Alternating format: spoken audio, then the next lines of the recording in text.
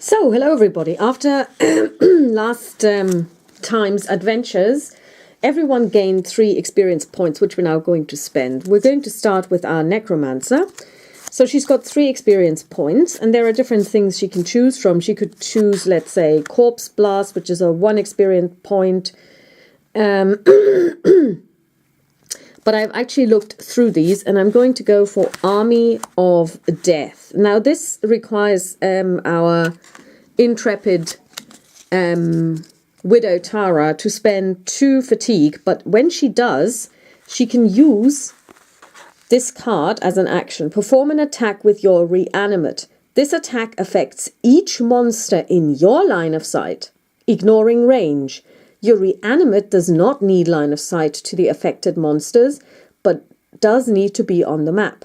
So remember, she activates, and she can move, she can attack, or move twice or attack twice. She could, in theory, attack, then do this. Her reanimate uses his 3 attack dice for everything that is in her line of sight, and then the reanimate also gets his 2 attacks, his 1 attack and move. So that's a really powerful ability. So she's going to take this. Next up is our disciple. Cleansing Touch. Each time you use your Prayer of Healing on a hero, that hero may also discard 1 of his conditions. Blessed Strike. Perform an attack with a melee weapon. If you deal at least 1 damage after the rolling of the defense die, you and the hero of your choice adjacent to you each recover 2 damage. Not too bad. You receive 2 movement points and recover 2 fatigue. Nice. Your Prayer of Healing may not now affect 2 different heroes. If you roll a surge on the red power die when using Prayer of Healing, both heroes recover 1 fatigue. Roll 1 red power die. Each hero in your line of sight, including yourself, recovers the amount of hearts rolled. Each monster in your line of sight suffers the amount of hearts rolled. Now, this costs 3 fatigue, which is a lot. However, it is a really powerful ability. And I'm going to go with it. Probably I won't be able to use it too often because 3 fatigue is 3 fatigue, but it's a good one. Next up we have our Wildlander. Running Shot. Each time you perform an attack with a bow, you may move up to 2 spaces before declaring a target or after the attack resolves.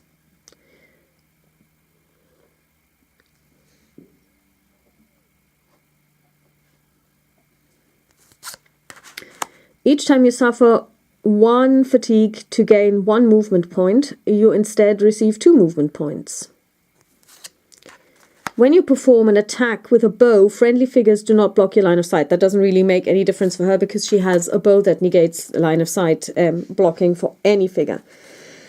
That's the Overlord's phase 1. Exhaust this card to force the Overlord. No. Perform an attack with a bow. This attack gains +2 range. If you deal less than 3 damage, after rolling the defense die, deal 3 damage instead. Yeah.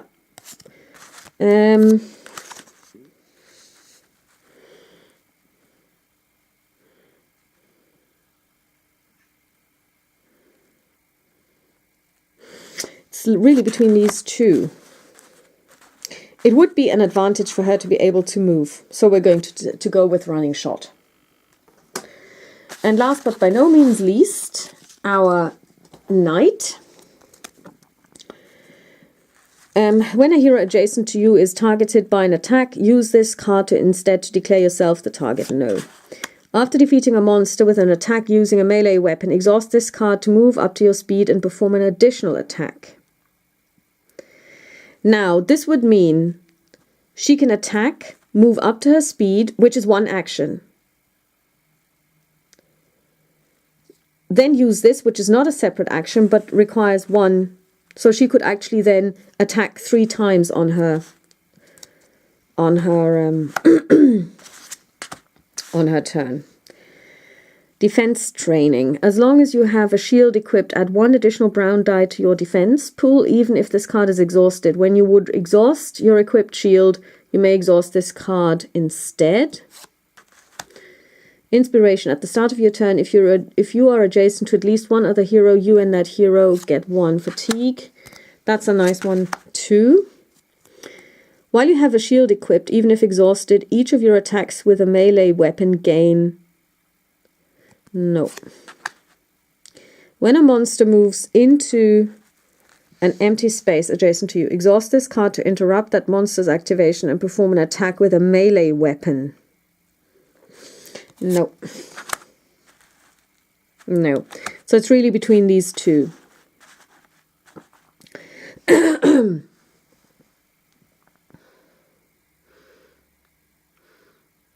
I'm actually going to go with 2 for the price of 1, really, because they're 1 and 2. So after defeating a monster with an attack using a melee weapon, exhaust this card to move up to your speed and perform an additional attack. And then here she gets an additional brown die. So she already has a grey die, normally, plus a grey die for her particular,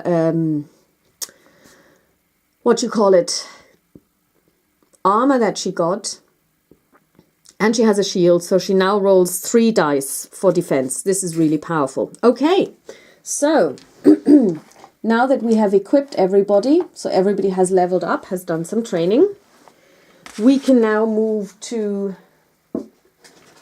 the next phase in the game.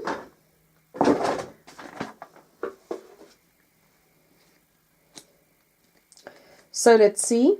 As I said last time, we're now entering Act 2, so all monsters are more powerful. And I've taken out the Act 2 monster cards. So let's look at them. Here we have the Etin. The Etin is now, the minion Etin is now 7 health, and the master Etin 9. The minion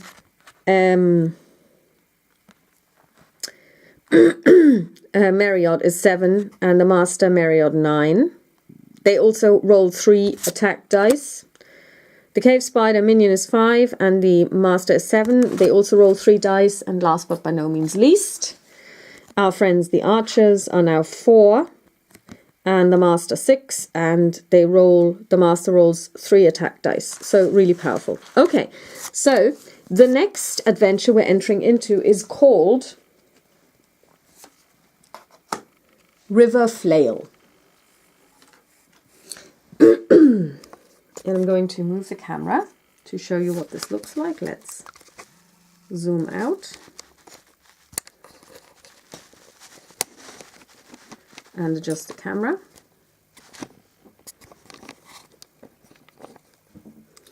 So you have the exit over here. You have 2 Mariods, and you have our heroes coming up here, and they essentially need to cross. I'm going to read this to you. The Mariod's great tentacles thrash about, striking you again and again. You maneuver into position so that you can sprint past the beast, but now you're not so sure you want this creature on your back. We have 2 turns. River Flail. Each attack performed by Mariod gains +1 attack for each water space that figure occupies. So basically when they are in a water space, they get +1. Heart for each. And remember, they are 4 base, so if this one stood in the middle, he would get +4.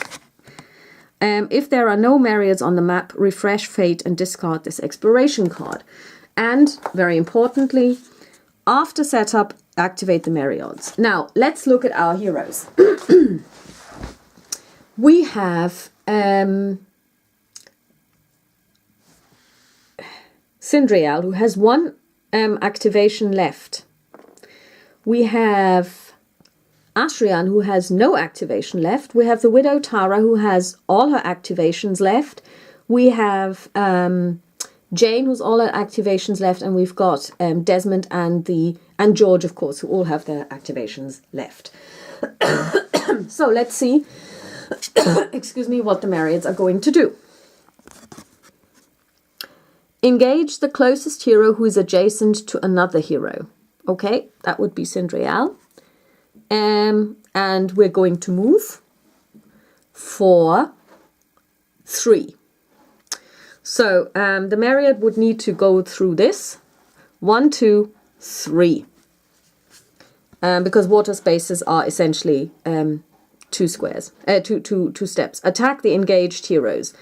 Too far away, nothing happens. Engage the closest hero. 1, 2, 1, 2. Sorry, did I do this right? 1, 2, 3. Yeah, that's the best way of doing it.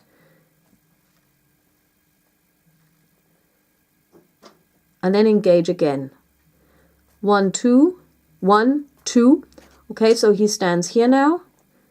And he actually has 2 feet in the water, so he is going to attack with +2. And that's all his activations because he's engaged twice, so he can't attack now. The minion will also engage the closest hero. 1, 2, 3. And he actually can engage her because he has reach.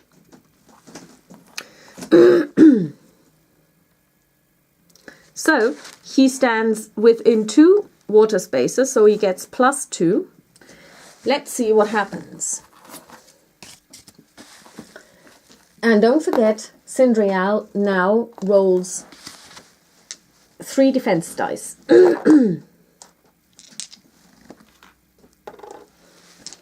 And the Marriott, the minion Marriott rolls 3 attack dice.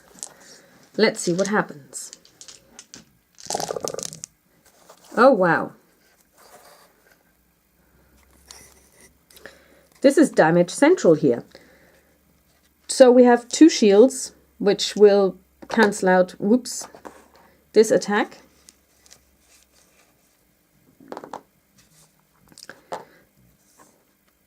Um, 4 attack, 4 damage, +2 because he's in 2 feet of water. 6 plus a surge immobilize. So she takes 6 points of damage and is immobilized. And just in case you're wondering what's happening back there, I've got a kitten locked in with me, and she's exploring the place. So first of all, we are immobilized.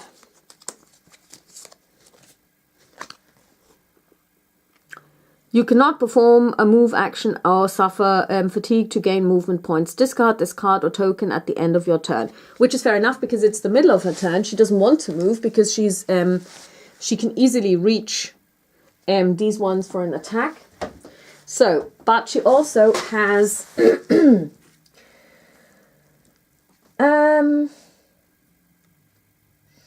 the possibility of using her Iron Shield, which she will do to re-roll 1 defense die. And she's going to re-roll her brown die, which again comes up. That was fun. So she takes 6 points of damage, essentially.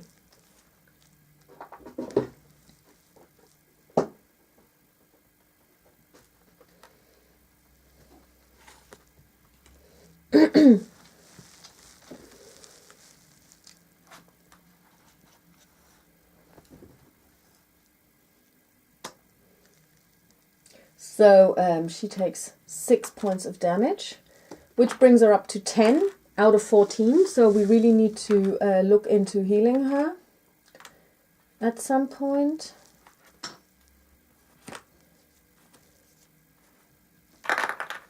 And she is now immobilized, but that doesn't really matter because she still has her ability to attack, and she is going to attack the minion that's going to roll 2 grey dice, and she rolls a red and a blue die for her attack. Oh my word, that was 1 successful defense. Look at this. So she gains a surge, and the surge for her is you may force the target to reroll 1 defense die, which we are so going to do.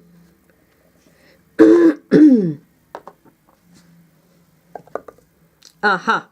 So we have 3 shields and 5 damage. So we do 2 damage to the minion Marriott. And we're also no longer immobilized because it's the end of our turn. Next up, we have, I guess,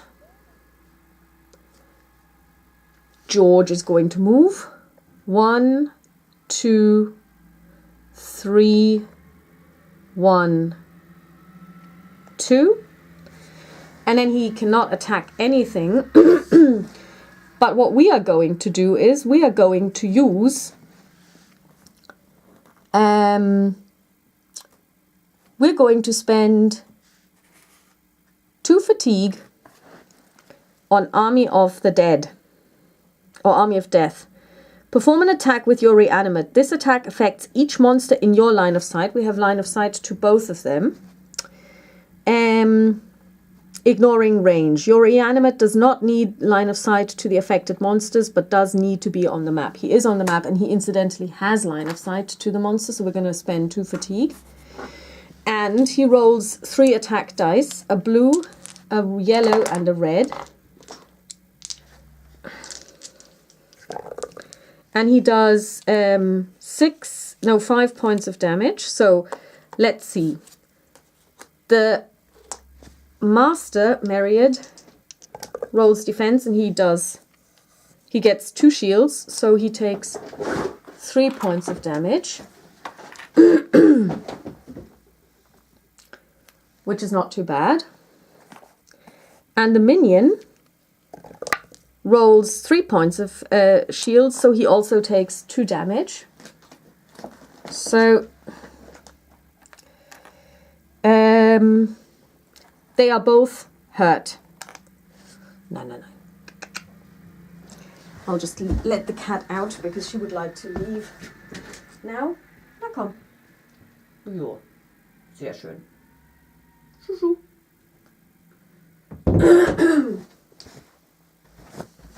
So that was a really, really successful one. And now the Widow Tara is going to attack again using her own attack against the Marriott and the Master Marriott. And she rolls a blue and a red attack die. The Master Marriott rolls 2 grey defense dice. Okay, he has 2 shields, 1, 2, 3 is her range, that's enough. So she basically does 2 damage. So we're finally getting somewhere. 3, so the Master Marriott is now down to 4 health remaining. So that was the Widow Tara. And last but by no means least, we have Jane, who is going to attack the Master Marriott. The range is 1, 2, 3. She has a bow, which means which enables her to ignore adjacent figures for blocking line of sight. And here we go. She rolls a blue and a yellow die. And she gets 5 range and does 3 damage. Let's see what the Master Marriott does. And he gets 2 shields, so he takes 1 additional point of damage. That was her first attack. Now the second attack. 6. Oh yeah, actually it has Pierce 1, doesn't it? No, the Widow Tara's attack has Pierce 1, so she ignored 1 shield, so he takes 1 more for that. Sorry about that now. Here we've got a range of 6. Let's see what the Master Marriott gets. 2 shields, okay. So at the moment we have enough range, obviously. But we also get 2 surges. Now a surge is +2 range, which we don't need, or +2 damage. So we're going to go for the damage. So 7, that's actually 9 damage in total. So the Master Marriott is dead. And she uses 1 surge remaining to refresh her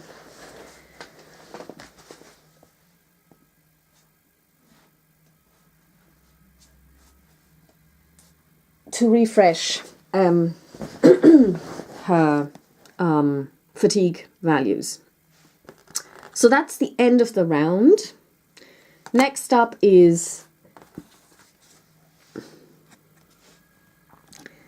the so that's round 1. So we're going to add 1 token to the River Flail. So now it's monster activation. Mariods. Engage the hero who has the least damage tokens on his hero sheet. Oh god. That would be Jane. Okay, so let's move towards Jane. Well, he can't really, because he can only go sideways because he can't fit in there. Okay, so that didn't work, so he's engaged her as far as he can. Attack the hero within 2 spaces who has the least damage tokens on his hero sheet. Within 2 spaces, that would be Ashrian with 6, as opposed to Sindrial with 10. Okay, so let's see what happens there. He rolls 3 dice. And he also has +2 damage because he's standing in the middle of a pool with 2 parts of his 4-part base. So, ooh, wow. Let's see, we do 5 points of damage. And we have a surge, so that's 7 for standing in the pool, +2 is immobilize. So that's 7 damage. Let's see, we will already cancel 1 of those with our shield. Brings it down to 6. And let's roll 1 die. And we get 1. So we bring it down to, okay, that's 5, 7 to 5, which means we are actually knocked down.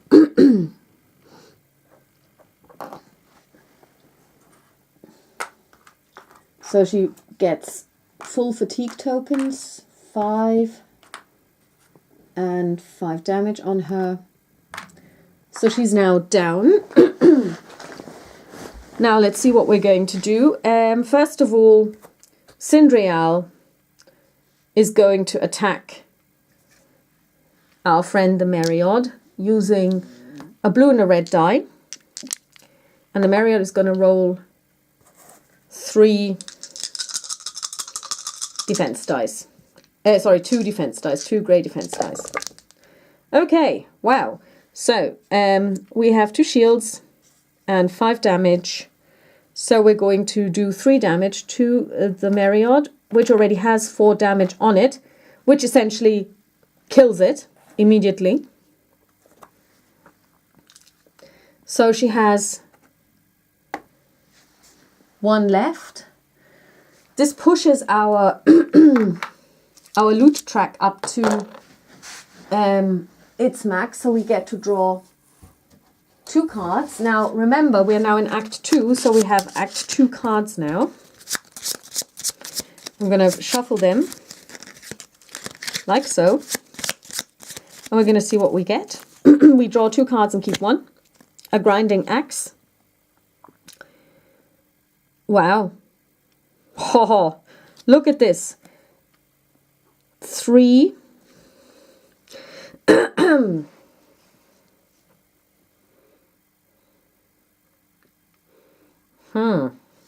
Or a steel great sword.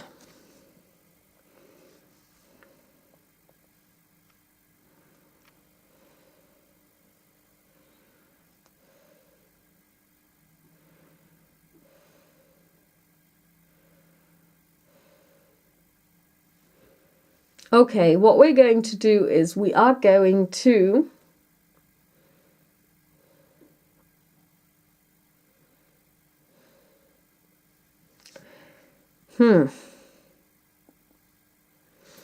take the grinding axe or the steel greatsword.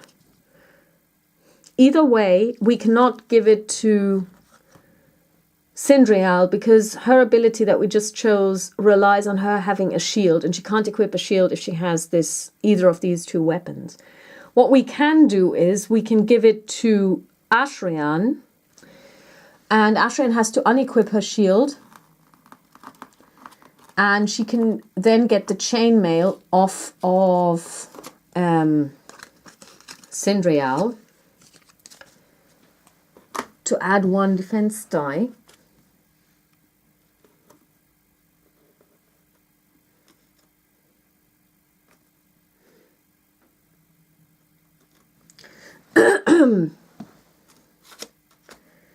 And take, well, which one should we take? This one uses 3 dice, but allows you to re-roll 1 power die. So it's more difficult to fail, but also it's less powerful. You need at least 1 surge to make a difference, pierce 2, and another surge will allow you to do 1 damage more. But this one is a more powerful combination. Okay, we're going to go with a blade. Sometimes you just have to make a decision. Okay, so that's that. Now, let's move a little bit closer. There are no more enemies. If there are no more Mariels on the map, refresh fate and discard this exploration card. So we're going to discard this card. And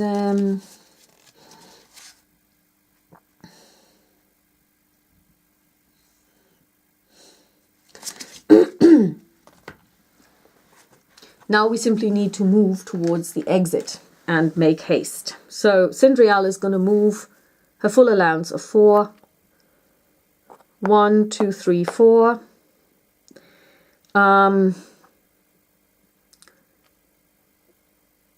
George is going to walk 1, 2, 3, 4, 5, 6. The widow Tara is going to move 1, 2, 3, 4. No. 1, 2, 3, 4, 5, 6, 7, 8. Full movement allowance. We're just going to stand up. 1, 2, 3, 4. 1, 2, 3, 4. This sucks because we'll have to take a peril card. So she'll just stand up herself.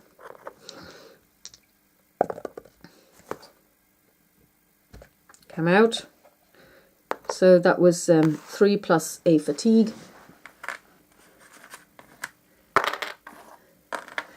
And then we have Jane, who's going to move.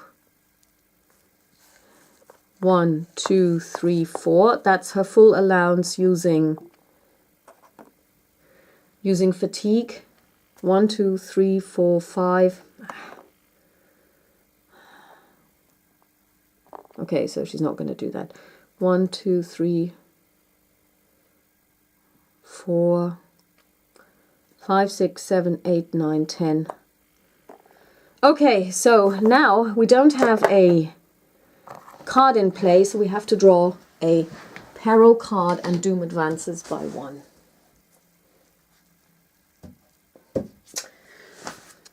Ah, God, I hate these. From the trees, from the rocks, spiders. Each time a hero fails an attribute test, place a minion cave spider adjacent to that hero, respecting group limits. Then place 1 fatigue token on this card.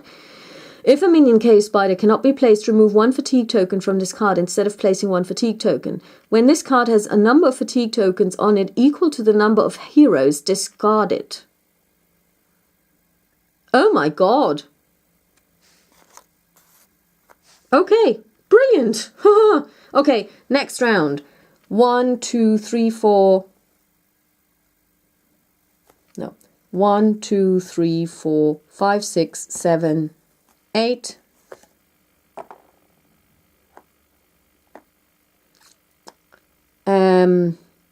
We open this. So she has completed her. She cannot do anything anymore. No, actually, she's going to do... Yeah, that's fine. 1, 2. He's going to heal her for 1. Jane is going to use her first action to open the door. And we see the Misty Gorge. Heroes can only recover... Oh my god. Oh. Damage from a stand-up or revive action. The first time each hero enters an empty space on the Misty Gorge, if he's not fully fatigued, he tests. He tests something. Is that willpower? If he fails, he suffers fatigue up to stamina. If all the heroes and Desmond are within 2 spaces of the exit, the door is unlocked. Move fate back 1 space, then discard this exploration card. If 2 or more heroes fail the test, discard this exploration card. After setup, resolve 1 peril card. Oh my god. Okay. The Misty Gorge. What does that look like?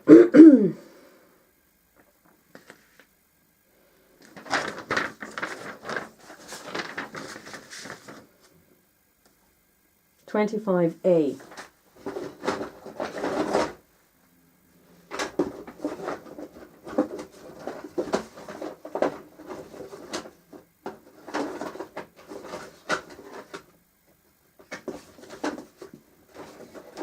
It's a longish one.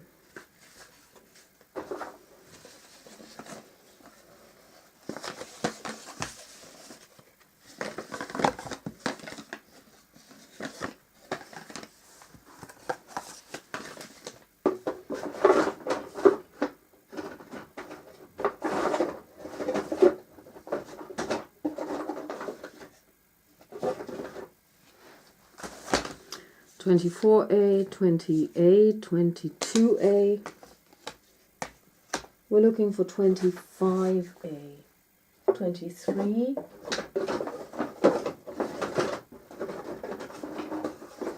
29. 25A. Okay, so it works like this.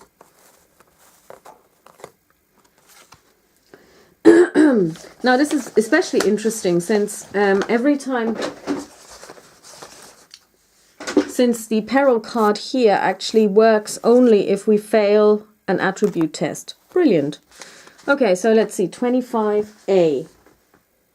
There are no monsters. Okay. The mist mangles your thoughts. Distracted by the imaginary horrors, you do not realize the enemy's plans. Oh, we're missing an apostrophe here. Okay.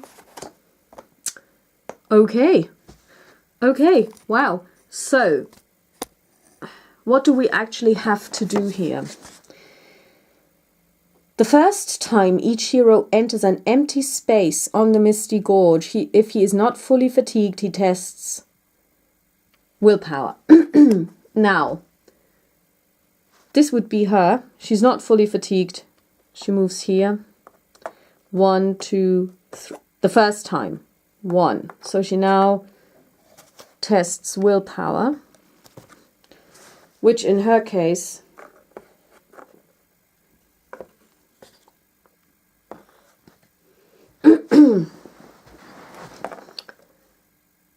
is first of all we roll a black and a grey die.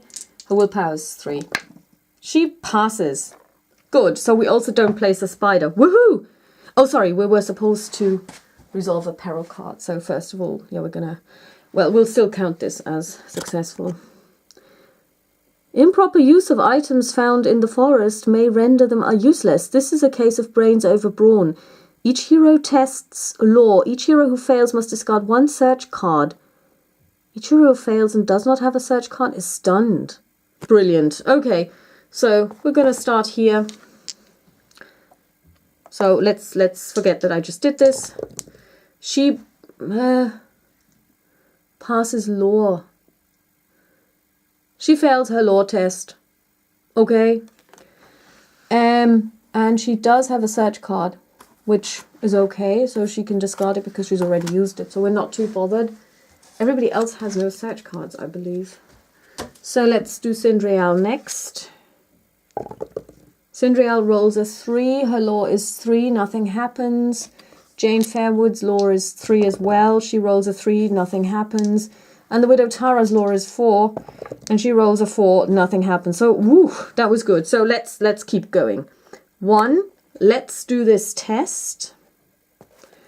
She has to test willpower, which is 3 because she's not fully fatigued. She passes. Okay, so nothing happens. So that was 1, 2, 3, 4. Okay.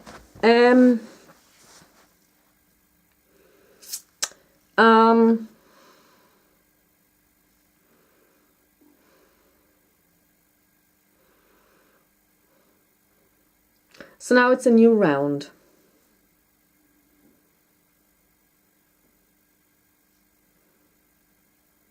So resolve 1 peril card. Yeah, because I think everybody moved and then she opened it. No, everybody moved. She opened it. Okay, so no, it's not a new round. So everybody is now new. 1. Let's test willpower. And she passes. Okay, 1, 2, 3, 4. Desmond passes all checks automatically. 1, 2, 3, 4. Oh, actually 4. And he's gonna heal. Oh, we can't heal anything, sorry. Next up is the Widow Tara. 1, 2, 3, 4. Sorry, she needed to test. Or is she fully fatigued? No, she isn't. Okay, let's see. She passes as well. Her willpower is 3. And then she, 1, 2 moves here.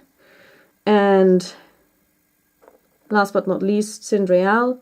1, 2, 3, 4. She has to... She fails. So, she is now fully fatigued. And now she gets a spider. A minion cave spider. Next up is our friend. Okay.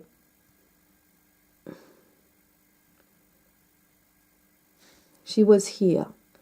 1, 2, 3, 4, 5. Next up is George. 1, 2. He doesn't need to test because he doesn't have any attributes, but he can attack the spider. Okay, we're going to place a fatigue token here. He gets to roll 3 dice. And the cave spider minion rolls 1 defense die.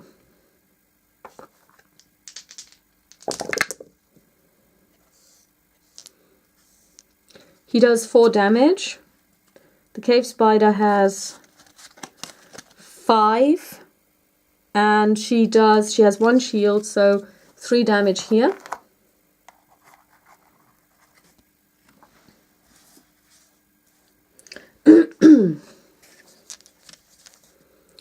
We now need to resolve 1 peril card because it's the end of the round and we're still standing about. Let's see what happens.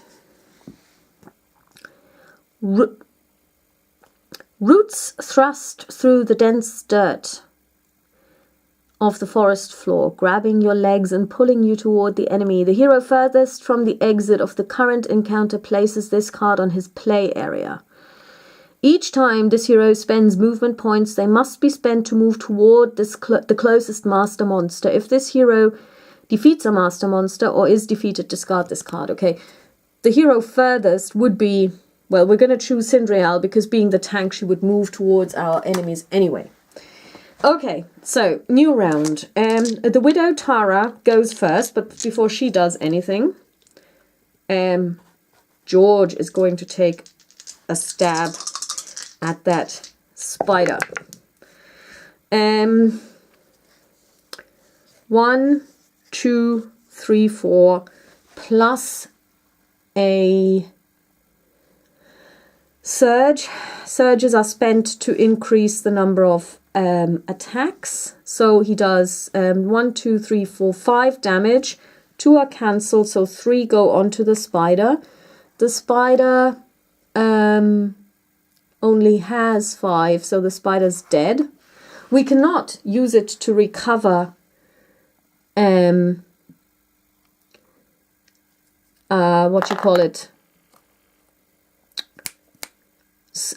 fatigue, although we have the vampiric touch because